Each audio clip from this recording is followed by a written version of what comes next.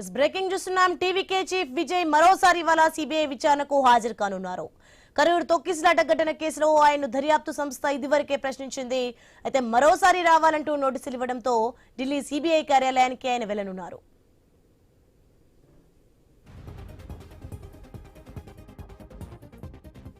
ఇక గతేడాది September 27న కరూరులో TVK party నిర్వహించిన ర్యాలీలో తొక్కిసలాట జరిగి 41 మంది మరణించారు.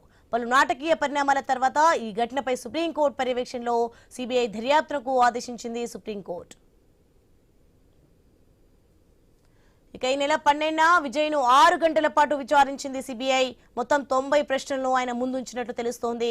సభ ఏర్పాట్లతో మొదలు పలు విషయాలు అందులో ఉన్నాయి. అయితే పోలీసుల వైఫల్యమే తొక్కిసలాటకు కారణమని ఆయన చెప్పినట్లు తెలుస్తోంది.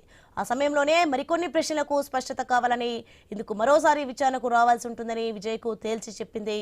పొంగల్ తర్వాత వస్తానని ఆయన చేసిన విజ్ఞప్తిని ఏజెన్సీ పరిగణలోకి తీసుకుంది. రైట్, ఇదే అంశానికి సంబంధించి మరింత సమాచారం మా ప్రతినిధి గోపి ఫోన్లో అందిస్తారు. ఎస్ గోపి, ఇవాళ మరోసారి సిబిఐ విచారణకైతే టీవీకే చీఫ్ విజయ్ హాజరు కానట్లుగా తెలుస్తోంది. దీనికి సంబంధించిన డీటెయిల్స్ ఏంటి?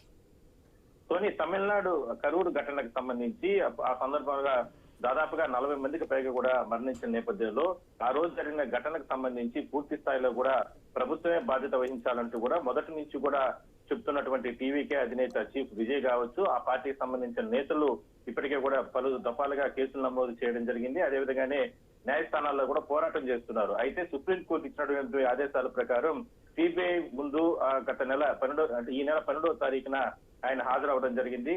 ఆ సందర్భంగా దాదాపుగా 6 గంటల పాటు కూడా ఆయన్ను సిబిఐ అధికారులు ప్రశ్నించారు. ఆ రోజు ఉద్దేశపూర్వకంగా మీ పార్టీకి సంబంధించిన నేతలు, కార్యకర్తలు అక్కడ పెద్ద ఎత్తున జన సమీకరణ అంటే ప్రభుత్వం చెప్తున్నప్పటికీ కూడా అంటే లాండ్ ఆర్డర్ ప్రాబ్లం వస్తుంది, తొక్కిసాట జరిగే అవకాశాలు ఉన్నాయని చెప్తున్నప్పటికీ కూడా ఎందుకు అంత పెద్ద మొత్తంలో జన సమీకరణ చేశారు? ఇట్లా రకరకాలుగా ప్రభుత్వం నుంచి ఫిర్యాదులు వచ్చిన నేపథ్యంలో ఆ రకంగా కేసులు నమోదయ్యాయి. కాబట్టి అందువల్లనే సిబిఐ ఇన్ని ప్రశ్నలను సంధించిన సందర్భంలో కూడా టీవీకే చీఫ్ విజయ్ చాలా అంశాలని అంటే సిట్ అధికారుల ముందర కూడా పెట్టడం జరిగింది. దాదాపుగా 100 ప్రశ్నలకి రకరకాల ప్రశ్నలు వాళ్ళు వేసినప్పటికీ కూడా అన్ని అంశాలకి కూడా సంబంధించి కూడా పూర్తి స్థాయిలో కూడా ఆయన వివరణ ఇచ్చే ప్రయత్నం చేశారు. అయితే మరోసారి ఇవాళ సిట్ ముందుకు హాజరు కాబోతున్నారు సిబిఐ ముందుకు.